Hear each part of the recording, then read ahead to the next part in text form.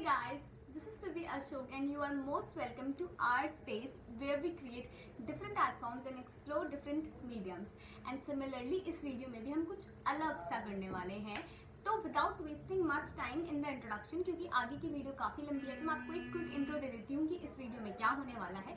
तो ये वीडियो मैंने बनाई थी बहुत टाइम पहले, बट मैंने एडिट नहीं करी क्योंकि एडिट करने में मेरे को बहुत एफर्ट्स लगता है और मेरे को बिल्कुल मन नहीं करता एडिट करने का, बट फिर भी मैं कर देती हूँ. तो the thing is I have attended a event in pulse. The name of the event was pulse and it was in AIIMS hospital. तो अब आप लोग कहोगे कि हॉस्पिटल में कौन सा इवेंट हो रहा था भाई.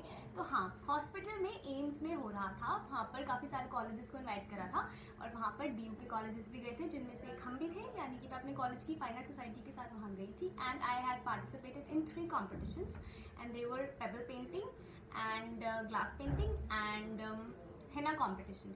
तो हिना कॉम्पिटिशन मेरा लास्ट कॉम्पिटिशन था और मैंने वहाँ पर खुद तो पार्टिसिपेट करा ही था, प्लस मैंने लगवाई भी थी. इफ़ इज़ इट विजिबल कि मैंने यहाँ पे हिना लगवाई थी. काफ़ी कूल लग रहा था तब जब मैंने लगवाई थी, बट अब तो वो थोड़ा वैसा हो गया है, हल्का हो गया है, तो इट्स ओके. तो मैंने सोचा था कि मैं सारे कॉम्पिटिशन्स के लिए प्रैक्टिस करूँगी, बट मैं कर नहीं पाई थी. मैं सिर्फ पेबल के लिए कर पाई थी. तो वो जो प्रैक्टिस करी थी ना मैंने, ये वही वीडियो है. तो प्रैक्टिस में जो मैंने पेबल्स पेंट करे थे मैंने उन्हें ही यहाँ डाला है. तो आई होप आप लोगों को ये इंटरेस्टिंग लगेगा. और मैं अपने कंपटीशन के जो मेरे वीडियोज़ या उस इवेंट के जो भी वीडियोज़ हैं वो एंड में डाले हैं. तो if you want to see the glimpse of the competitions तो वीडियो को एंड तक देखना. अब आप लोग पूछोगे कि सुरभि क्या जीती, किसी कॉम्पिटिशन में जीती? तो मैं बता दूँ, मैं किसी भी कॉम्पिटिशन में नहीं जीती थी. बट अगेन जीतना हारना is not the thing. Participation is the most important thing according to me. क्योंकि हम जब जाते हैं बाहर तो वहाँ हम काफ़ी चीज़ें देखते हैं, काफ़ी चीज़ें सीखते हैं एंड वही होता है. और मेरे साथ ज़्यादा क्या है कि मेरी स्पीड बहुत ख़राब है. I can do anything but मुझे टाइम बहुत लगता है क्योंकि मैं बहुत कभी कभी काम करती हूँ. तो यही था, वहाँ पर भी यही हुआ हर चीज़ में कि जो चीज़ मैं करना चाहती थी वो मैं ढंग से नहीं कर पाती थी क्योंकि मुझे टाइम एक तो लिमिटेड होता था. 1 आवर का टाइम होता था. 1 आवर में तो मैं कुछ नहीं, सामान ही सेट कर पाती थी अपना. हाँ, तो यही होता था. तो ठीक है, कोई बात नहीं, बट मैंने काफ़ी सारी चीज़ें सीखी और डेफिनेटली अब वो मेरे बहुत काम आगे आने वाली है. एंड होपफुली आगे के कॉम्पिटिशन्स में मैं जाऊँगी, उन चीज़ों को यूज़ करूँगी तो शायद मैं जीत भी जाऊँ.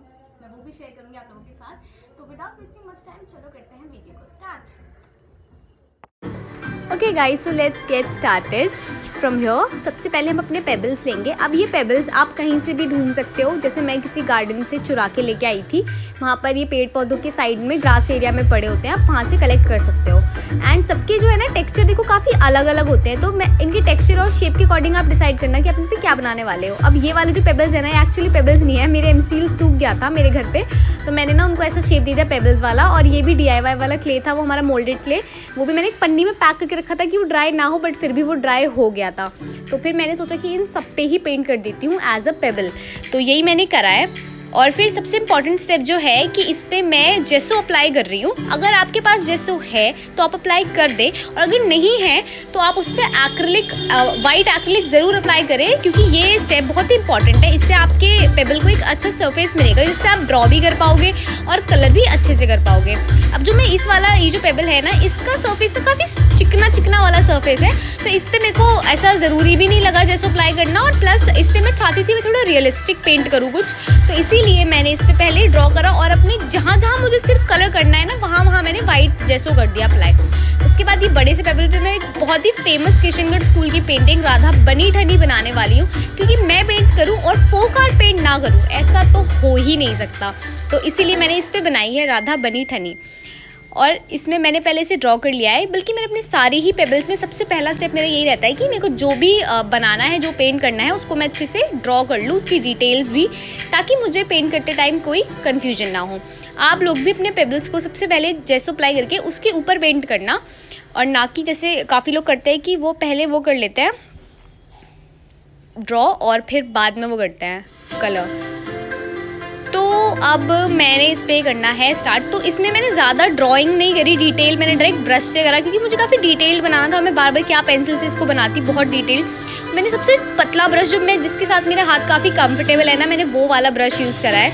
और फिर मैंने यहाँ पे एक बहुत ही सिंपल सा पैटर्न ड्रॉ करा है, जो कि मैंने हार्ट शेप में करा है. अब हुआ ये कि कहते हैं वो दिख नहीं रहा उस पेबल पे कि वो मैंने हर्ट बनाया है, क्योंकि वो पेबल का शेप ही थोड़ा टेढ़ा मेढ़ा था, वरना तो वो पता चल जाता है कि मैंने हर्ट बनाया है। अगर आप लोगों को समझ में आए तो प्लीज़ मेरे को कमेंट करके बताना। और ये वाला पेबल है ना, इस पर मैं ना कुछ रियलिस्टिक पेंट करना चाहती थी, तो इसीलिए मैंने इस पर बनाया है एक सुंदर सा बटरफ्लाई प्लस उसकी शैडो, ताकि उससे वो रियलिस्टिक लगे। बट अब मैंने बना तो दिया, पर फिर मुझे खुद को ही वो रियलिस्टिक नहीं लग रहा था, पता नहीं क्यों। मुझे वो उतना अच्छा नहीं लग रहा था जितना अच्छा मुझे सोच के लगा था कि, मतलब जब मैंने सोचा था, प्लान करा था कि मैं बटरफ्लाई बनाऊंगी, मुझे लगा था वो बहुत सुंदर बनेगा। बट फिर वैसा नहीं हुआ, मतलब वो इतना सुंदर नहीं बना जितना मैंने एक्सपेक्ट करा था। अब आप लोगों को अगर सुंदर लगे तो मुझे वो भी बता देना कि आपको इन सारे पेबल्स में से सबसे ज़्यादा अच्छा कौन सा वाला पेबल लग रहा है। और जैसे कि मेरा जो फेवरेट है इन सारे पेबल्स में, वो मेरा मेन राधा बनी ठनी वाला है। वो मेरा फेवरेट था क्योंकि मैंने उसमें बहुत ज़्यादा टाइम भी लगाया और वो मैंने बहुत दिल से बनाया था। दिल से तो मैंने ये सारे ही बनाए थे, बट एक्चुअली क्या है ना, फोक आर्ट से कुछ ज़्यादा ही कनेक्टेड हूँ मैं, इसीलिए शायद तो यही करा। अब हम बटरफ्लाई पेंट करते टाइम कुछ टिप्स दे देती हूँ कि आप ना लाइटर टू डार्कर शेड जाना rather than darker to lighter. तो और उसके बाद मैंने यहाँ पे बहुत ही पतले ब्रश से ही सारी डिटेल्स करी और फिर ये मैंने अपना बटरफ्लाई जो है उसको कंप्लीट कर लिया। और ये ना मैंने ग्रे कलर से ना उसका शैडो बनाया। अब ये पता नहीं शैडो जैसा लग रहा था नहीं लग रहा था, तो उसके जो एजेस थे ना मैंने उनको थोड़ा रफ कर दिया, क्योंकि अगर मैं एकदम स्मूथ और क्लीन एजेस रखूँगी ना तो वो शैडो जैसा लगेगा नहीं, वो रियलिस्टिक शैडो नहीं लगेगा। फिर अभी आए मेरे एमसील वाले जो हमारे पेबल थे, वो उन पे भी मैंने बैकग्राउंड कलर दे दिया उनको। उसके बाद मेरा ये वाला पेबल, इस पर भी मैंने बहुत क्यूट सा टर्टल बनाया। तो अब टर्टल तो ऑब्वियसली वो ओशन के अंदर है या सी के अंदर है, तो इसलिए मैंने उसको पहले वो जो अंडर वाटर वाला इफेक्ट दिया है पूरा, मैंने कलर भी बनाया है। तो आप अब जैसे ये वाला ब्लू कलर है ना, काफ़ी लोग बना नहीं पाते हैं, तो मैं उनको बताती हूँ कि ये वाला कलर कैसे बनाते हैं। ये वाला कलर आपको बनाना है ब्लू कलर, जो एक्रिलिक का ब्लू शेड होता है वो, वाइट होता है वो, फिर एक स्काई ब्लू शेड बनेगा। बट वो स्काई ब्लू शेड ना ये अंडर वाटर वाला ब्लू नहीं बन पाएगा, उसमें अपने बहुत थोड़ा सा येलो कलर ऐड करना। अब just even single drop of yellow कह सकते हैं, उसको मिक्स करना। उसके बाद आपको यही वाला ब्लू कलर का शेड मिलेगा। और फिर क्या करा मैंने कि मैंने जितने भी वेजिटेशन या जितने भी मैंने ग्रासेस बनाए हैं उसके पास मैंने थोड़ा डार्कर कलर दिया ताकि वो उसकी शैडो जैसा लगे। फिर मैंने तब तक वो हमारा जो अंडर वाटर वाला है वो सूख रहा था, तब तक मैंने इन वाले पर पहले वाइट कलर से जो भी ड्रॉ करना था उसको सरफेस दिया ताकि वो दिखाई दे। उसके बाद मैंने इसमें एक दो क्यूट से कपल बनाए हैं और मैंने इनका नाम बंटी बबली रख दिया है, क्योंकि इसको पेंट करते टाइम ना मैं मूवी देख रही थी बंटी एंड बबली, वो जो सेकंड पार्ट आया है, जो कि मतलब मुझे इतना खास पसंद नहीं आया। खास क्या, वो मुझे बिल्कुल भी पसंद नहीं आया, मतलब एकदम ऑनेस्ट फीडबैक, बंटी बबली 2 एकदम बकवास लगी मेरे को। हाँ, मतलब फर्स्ट पार्ट वो इतना ज़्यादा अच्छा था, उसके बाद सेकंड पार्ट अगर उसको कंपेयर करेंगे तो वो ऑब्वियसली ख़राब ही लगेगा। पर ठीक है, मैं मूवी रिव्यूज़ क्यों दे रही हूँ यहाँ पे हम पेंट कर रहे हैं तो पेंट करते हैं। तो मैंने इनका नाम लेकिन बंटी बबली रख दिया, क्योंकि बंटी बबली मुझे बहुत क्यूट नाम लगता है। तो ये हमारी बबली है जो अपना दिल उड़ा के दे रही है अपने बंटी को, और बंटी अपना दिल हाथ में लेके इंतज़ार कर रहा है कि वो पास आए और वो अपना बड़ा सा दिल बबली को दे दे।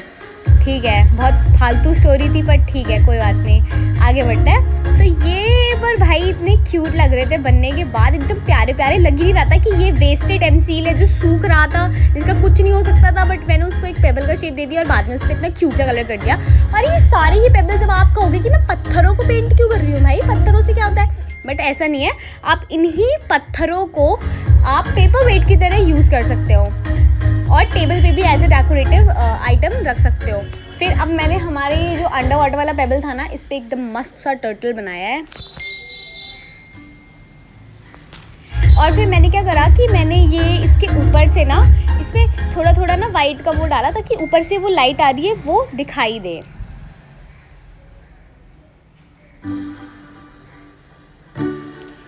कि समंदर में ऊपर से रोशनी आ रही है। और फिर वाइट के ऊपर मैंने अपने बाकी के कलर्स जो भी मुझे कलर बनाने थे वो मैंने बनाए हैं। फिर मैंने धीरे धीरे सूखते क्योंकि इसको ड्राई करने का भी वेट करना पड़ता था, फिर सुखाया, फिर कलर करा, फिर सुखाया, फिर कलर करा, ऐसे ही करा है। और वाइट को भी मैंने काफ़ी बार करा, तब जाके वो प्रॉपर जो लाइट वाला इफेक्ट है वो आया है।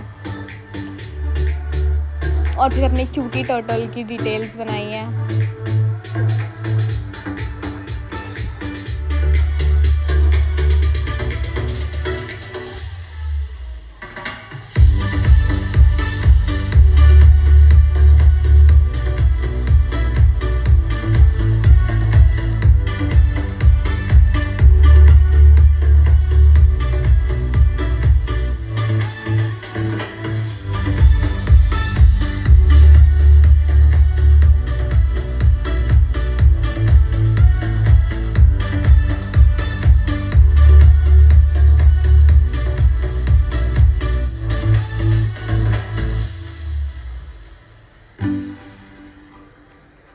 और अब हमारा क्यूटू टर्टल ना थोड़ा सा कंप्लीट हो रहा है ऑलमोस्ट, बट फिर मैंने इसकी ये मस्त सी आइज़ बना दी और उसकी आइज़ में ये स्पार्क बना दिया।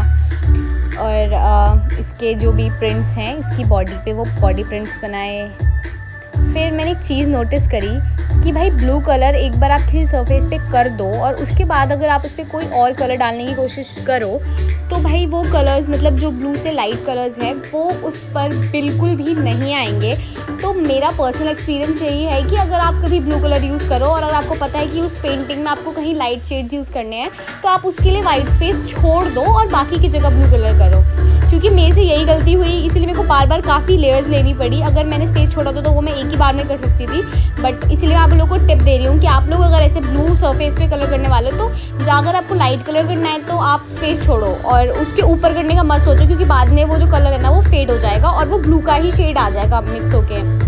तो मेरे साथ भी यही हुआ। तो आप लोग अगर बनाओ तो ध्यान रखना। जैसे कि मैं ये पिंक बार बार कर रही थी बट ये फेड हो रहा था और येलो भी मैं कर रही थी बट वो फेड हो रहा था, तो मुझे यही डिटेल्स ना बार बार करनी पड़ी उसकी वजह से।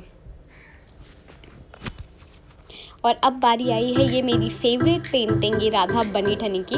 तो इसमें मैंने क्या करा है, मैंने इसमें पर्पल कलर के शेड सबसे पहले स्टार्ट करा है। तो मैंने ये जो पर्पल कलर बनाया है ये मैंने बनाया है रेड और ब्लू को मिक्स करके। तो ये जो भी मैंने पहले करा सबसे पहले वो मैंने डार्क रेड मतलब वो तो प्योर रेड और ब्लू को मिक्स करके जो शेड बना वही लगाया। उसके बाद में जो ये लाइट पर्पल बनाया है ये मैंने रेड ब्लू और वाइट को ऐड करके बनाया है। उसके बाद मैंने पूरे पेबल को पहले पूरा सरफेस अपना पेंट कर लिया। उसके बाद जो मेन डिटेल्स थी, बेसिक डिटेल्स हमारी मेन एलिमेंट की, वो बनाई हैं। फिर मैंने उसकी चुनरी की जो बॉर्डर है, गोटा है, उस पर येलो कलर करा। उसके बाद मैंने उनकी चुनरी का जो कलर है बहुत ही सुंदर सा ब्लू कलर, जो कि ब्लू और वाइट को मिक्स करके बनाया है, वो करा। और इन सब में मैंने सबसे जो छोटा ब्रश होता है साइज़ उसको यूज़ करा है। और आप लोग अपने कंफर्टेबल ब्रश लें, क्योंकि कई बार ऐसा होता है कि आप बड़े ब्रश से भी उसकी हैंडलिंग जिससे आपकी कंफर्टेबल होती है ना, आप उससे कलर कर पाते हो। तो मेरे साथ भी ये था। फिर मैंने इनके बालों को कलर करा, इनकी बॉडी को कलर करा और स्टेप बाय स्टेप करा। अगर आप ऐसा करोगे कि आप एक साथ दो तीन चीज़ों को कलर करोगे तो वो नहीं होगा और आपको पहले बाल फिर उसका फेस और फिर ऐसे ऐसे करके करना पड़ेगा। सूखने का वेट करना है, मतलब कि एक चीज़ सूख जाए तब आप दूसरी चीज़ कलर करो। अगर आप घाय में करोगे तो वो ख़राब हो जाएगा, मैं पहले ही बता देती हूँ। फिर ये जो मैंने रेड करा ना, इसके बाद जो ये सारे कलर एकदम उभर के निकले ना, वो तो एकदम बेस्ट पार्ट था। क्योंकि रेड करने से पहले ना वो थोड़े डल से लग रहे थे, बट रेड करने के बाद एकदम मस्त एकदम ब्राइट कलर्स निकल के आ रहे थे, तो वो बहुत अच्छा लग रहा था। और फिर मैंने करी है इसकी डिटेल्स, लाइक इसके फेस की डिटेल्स, इसकी चुनरी की डिटेल्स।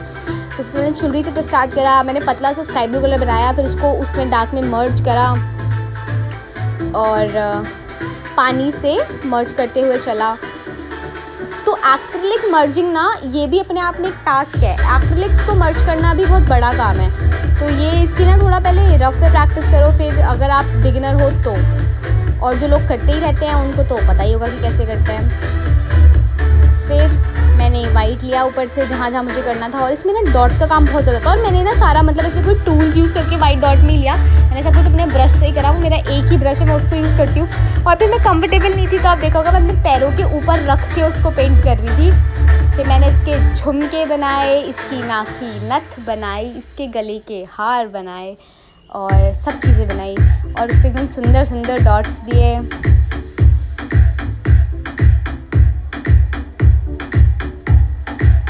और मेनली मैं कहूँगी कि ज़्यादा डिटेल इसमें था नहीं, देखने में लग रहा है, बट हुआ क्या कि वो डॉट्स का सारा काम था।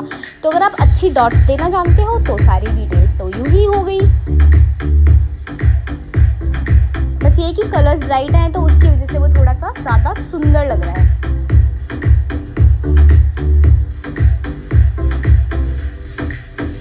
और अब इसमें ये सब वीडियो ना टाइम लैप्स में, तो आपको लग रहा है कि वो कितना जल्दी बन गया, बट एक्चुअल में ऐसा बिल्कुल भी नहीं है। सिलवाने में बहुत टाइम लगा। फिर पूरी पेंटिंग कंप्लीट होने के बाद मुझे थोड़ी खाली खाली लग रही थी, तो मैंने इसीलिए अपने 3D आउटलाइनर से गोल्डन कलर का 3D आउटलाइनर लिया और उसको एक सुंदर सी बेल से आउटलाइन करा और फिर उसे कंप्लीट करा।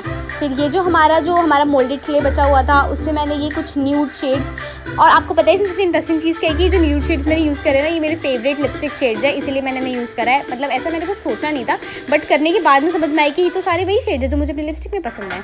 हाँ, फिर अब ये मेरे सारे आर्ट वर्क्स हो गए रेडी, और सबसे सबसे सबसे most important and the crucial step is to varnish your art works. इससे क्या होगा कि आपका जो आर्ट वर्क है वो थोड़ा 3D लगेगा, उसमें ग्लॉस आएगा, और सबसे इम्पॉर्टेंट भाई वो प्रोटेक्ट होके रहेगा। आप उसे कभी भी रखोगे तो वो ख़राब नहीं होगा। तो यही हुआ इन आर्टिफैक्ट्स के साथ। मैंने इन सारे पेबल्स को वार्निश करा अच्छे से, पूरा एक एक 2-2 लेयर दिया जिस पे मेरे को लग रहा था, ताकि वो ख़राब ना हो, उन पे पानी पड़े या चिप ऑफ भी ना हो कलर्स। और सबसे बड़ा ना, वार्निश करने के बाद ना एक शाइन ही अलग आ जाती है, वो रियलिस्टिक थोड़े ग्लो ही अलग करने लगते हैं, सुंदर लगने लगते हैं। देखो है ना, एक लेयर से ही इतना डिफरेंस आ जाता है, इतना ग्लॉस आ जाता है वीडियो में, मतलब वीडियो कह रही हूँ, सॉरी, आर्ट प्रोडक्ट्स में।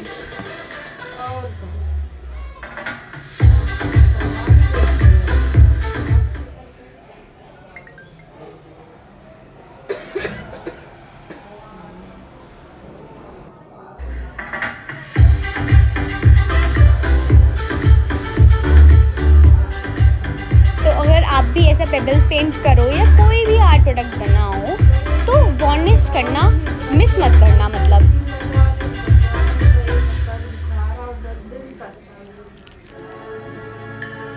देखा कितना सुंदर लग रहा है और क्या ग्लॉस आया है उसके बाद उससे। तो ये है हमारे सारे फाइनल प्रोडक्ट।